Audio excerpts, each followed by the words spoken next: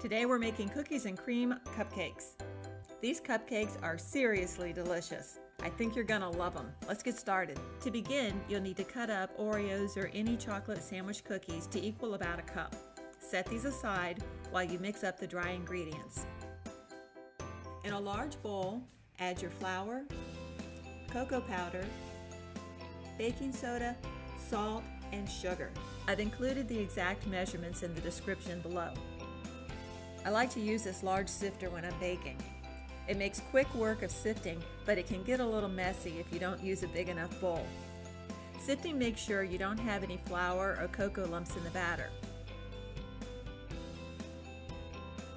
Next, mix your wet ingredients in a separate bowl. You'll need 1 cup of coffee. I like to use espresso powder mixed with 1 cup of hot water. Then I add mini chocolate chips and stir to melt. If you can't find vegan mini chocolate chips, you can use regular size chocolate chips, but it just might take a little longer for them to melt. Make sure your coffee's really hot. When your chocolate is melted, add the oil, vinegar, and vanilla. Next, you'll add your wet ingredients to your dry ingredients. The vinegar in the wet mixture will act with the baking soda and the dry mixture to give your cupcakes a lift. Stir just until mixed. You don't want to overmix your batter. Then you'll fold in your broken up cookie pieces.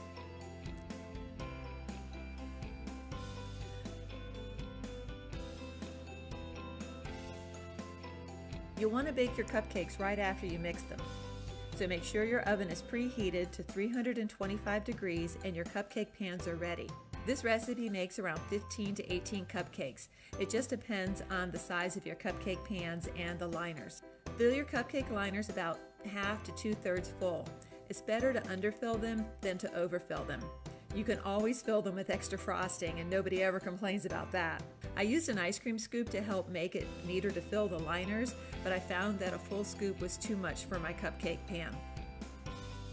Bake in a 325 degree oven for 18 to 20 minutes or until a toothpick inserted in the center of the cupcakes comes out clean.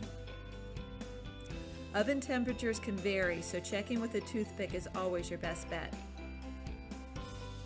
Let the cupcakes cool in the pan for 10 minutes, then remove them to a wire rack to cool completely. To make the frosting, you'll need to sift your confectioner sugar. There's a lot of it, so make sure you have a big enough bowl. Some people skip the sifting part, but I think that it helps make a creamier frosting.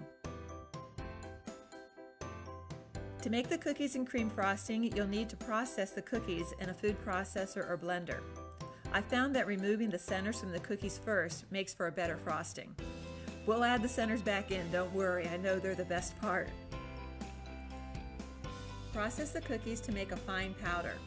This is important because any cookie pieces can cause problems when you're piping the frosting. Now, if you don't want to mess with piping your frosting, you don't have to.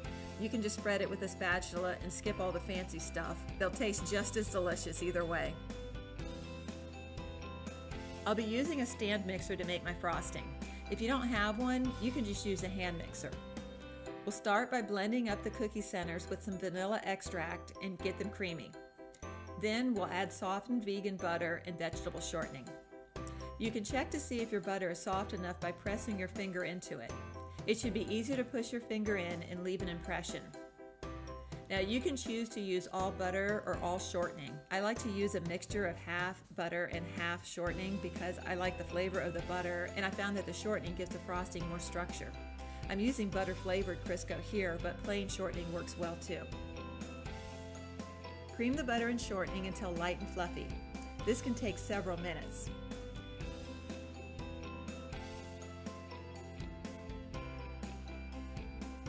Add half of your powdered sugar. Start off slowly or the powdered sugar is going to go everywhere. Once it's mixed in, you can increase your speed.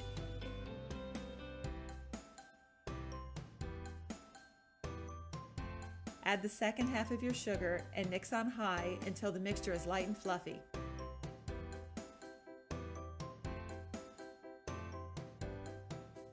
Add about a 1/4 cup plant-based milk next.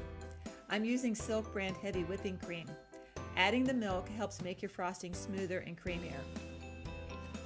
This recipe makes a lot of frosting. If you find that this is too much frosting, you can always cut the recipe in half. Any leftover frosting can be kept in the refrigerator in a tightly covered container for a couple of weeks. Add your cookie dust and blend well.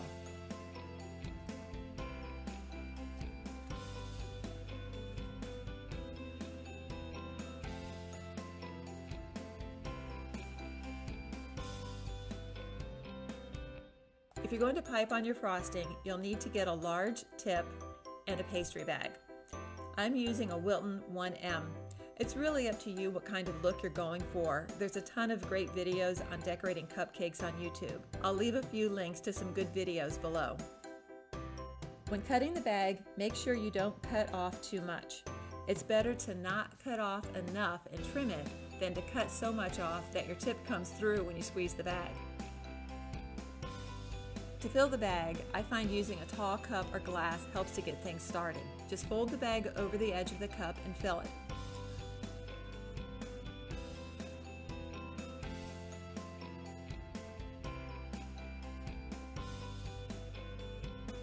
Once it's pretty full, you can use one hand to hold the bag and the other to fill. Just don't fill too full or the frosting will squirt out the top when you squeeze it.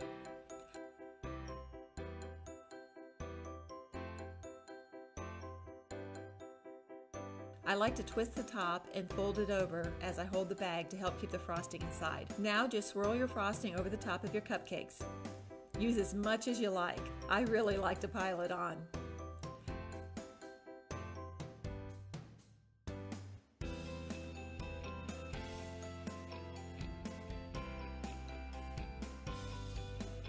I sprinkled the cupcakes with some leftover Oreo dust and topped them off with a mini Oreo.